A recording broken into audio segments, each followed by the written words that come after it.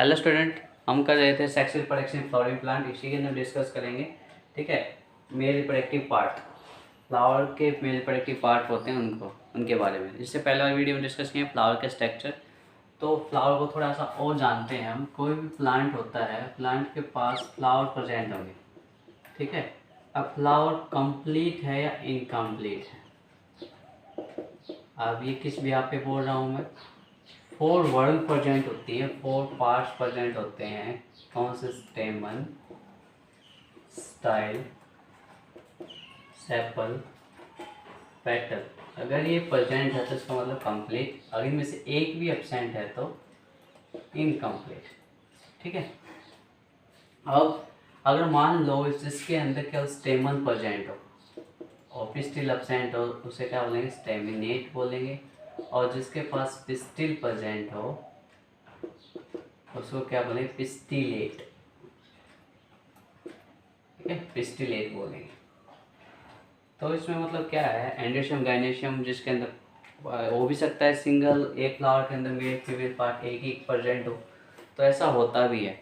ठीक है, जैसे आपने सुना होगा पपाया, ये यूनिसेक्सुअल होता है। यूनिसेक्सुअल का मतलब क्या है? इसके पास केवल वन सेक्स प्रेजेंट होता है। Either pistillate either staminate flower present होगा, क्योंकि फ्लावर के पास इनकम्प्लीट फ्लावर होता है। इसको दो parent shape for the reproduction, तो इसे डायोसिस बोलेंगे। सॉरी, डायोसिस बोलेंगे। ठीक है, नेक्स्ट कौन सा होता है? दूसरा होता है बाइसेक्सुअल। इसका एग्जांपल हम ले लेते हैं मस्टर्ड का। ठीक है, मस्टर्ड ले लेते हैं इसका एग्जांपल। तो मस्टर्ड बाइसेक्सुअल, क्योंकि इसके पास बहुत सेक्स प्रेजेंट होते हैं, मेल फीमेल सेम फ्लावर के पास फ्लावर। ठीक है, मतलब इनकी बात ये है, मस्ट बाइसेक्सुअल के पास तो कंप्लीट फ्लावर होता है, पपाया के पास इनकम्प्लीट होता है। ठीक है, अब इनके पास तो सेक्स प्रेजेंट है तो मेल और फीमेल प्रेजेंट होंगे, और मेल फीमेल ही तो हमारे गैमेट फॉर्मेशन करते हैं। तो उसी क्रम के अंदर आज हम डिस्कस करेंगे मेल गैमेटोफाइट, या हम बोल सकते हैं पोलन ग्रेन। आप स्टडी ऑफ पोलन ग्रेन को क्या बोलेंगे? पैलिनोलॉजी। पैलिनोलॉजी।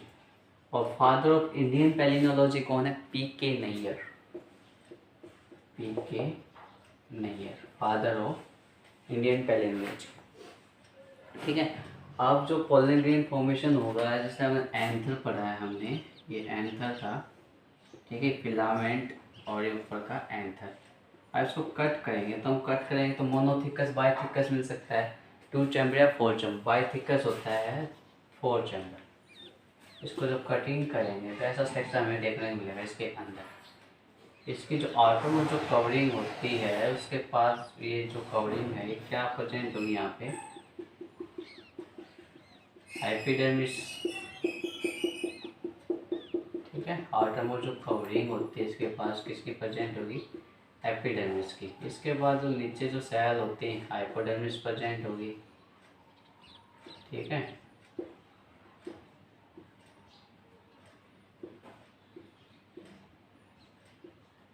ऐसा तुम्हारी बुक में दिया हुआ नहीं है, लेकिन डीपली आपको स्टडी करना है 10th क्लास के में।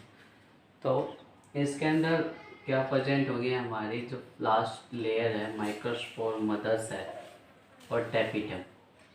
ठीक है, तो इनके नाम पर उसमें लिख देता हूँ, आपको पता होना चाहिए। एपिडर्मिस आउटर मोस्ट लेयर होती है। ठीक है, इनके बीच में क्या प्रेजेंट होता है? कनेक्टिव टिश्यू, जो जाइलम का फॉलोइंग का बना होता है।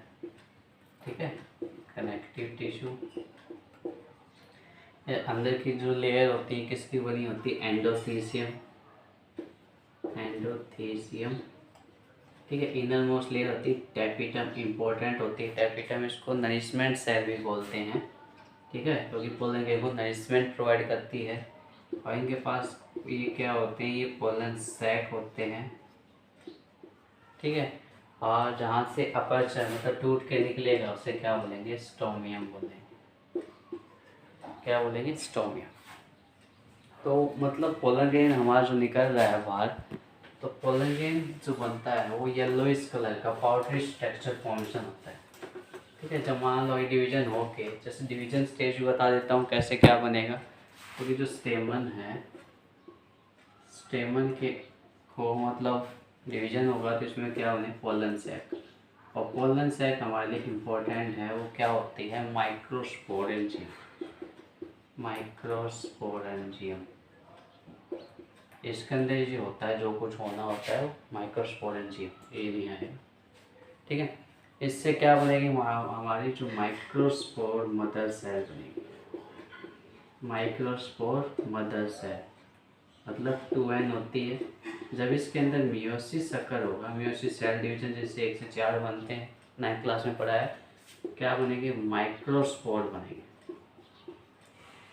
और माइक्रोस्पोर ही डेवलप होते हैं किसके अंदर, पोलन ग्रेन के अंदर। ठीक है, अब पोलन ग्रेन बना है तो पोलन ग्रेन का स्ट्रक्चर आपको पता होना चाहिए।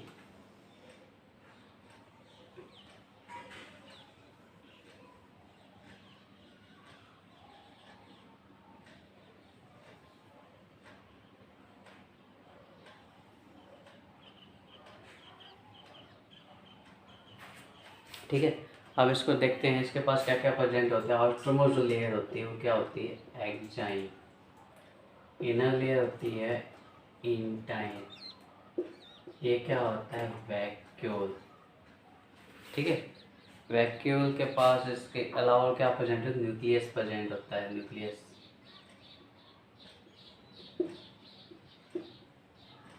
न्यूक्लियस ठीक है। और अगर बात करें तो जंप पोर प्रेजेंट होते हैं हमारे पास। इसके पास क्या होता है, जंप पोर, जो पोलन ट्यूब फॉर्मेशन में हेल्प करता है। इसको साइड में ले लेते हैं। ठीक है, जंप पोर हो गया।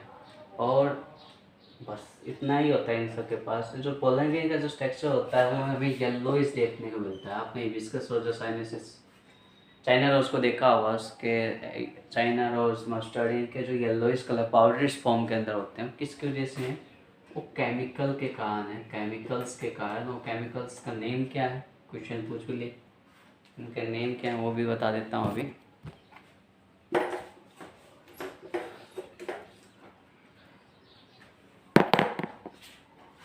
तो उसमें नेम क्या होंगे हमारे, जैसे फेल्विनॉइड्स क्या होते हैं, फेल्वोनॉइड्स।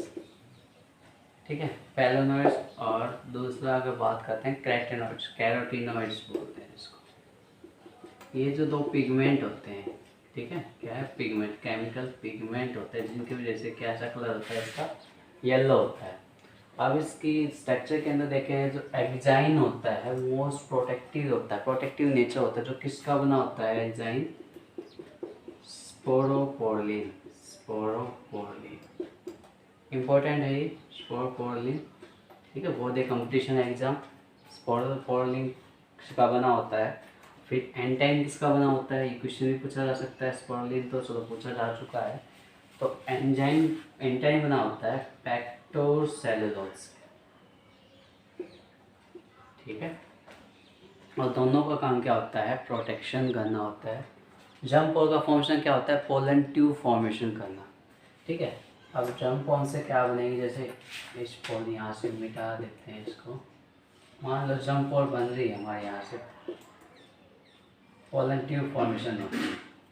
ठीक है, और ये कब होती है, जब स्टिग्मा पे लैंड कर जाए, सॉरी, एंजाइम एक्टिविटी फॉर्मेशन हो। एंजाइम एक्टिविटी के कारण मतलब ये फॉर्मेशन के साथ साथ हमें क्या चाहिए होता है, ह्यूमिडिटी चाहिए होती है।